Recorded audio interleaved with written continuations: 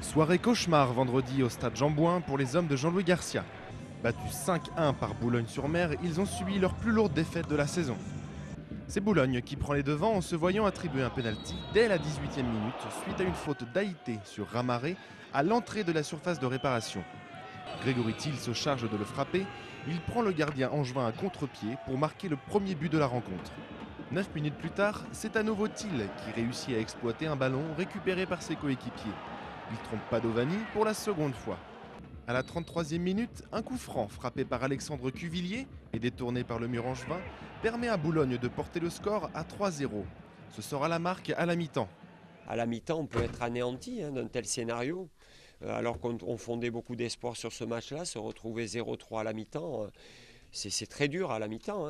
On est très mal à la mi-temps. Donc ils ont été très courageux pour faire ce qu'ils ont été capables de faire en deuxième mi-temps. Et je vous dis, bon, c'est aussi en jouant aussi haut, en prenant autant de risques, on s'est exposé à la vitesse de garçons comme Thiel, Cuvillier.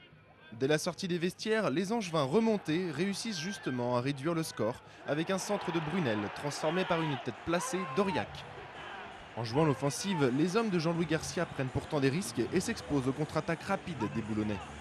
Cuvillier en profite et prend de vitesse la défense pour aller provoquer Jean-Daniel Padovani et inscrire le 4e but de son équipe. La leçon ne s'est pas arrêtée là puisque Thiel, encore lui, enfonce un peu plus les Angevins à la 72e minute en inscrivant son 3e but de la rencontre. Cette lourde défaite signe bel et bien la fin de toute ambition pour les Angevins dans ce championnat. Ils doivent cependant rester sur leur objectif fixé plus tôt dans la saison, à savoir terminer le championnat dans le premier tiers du classement.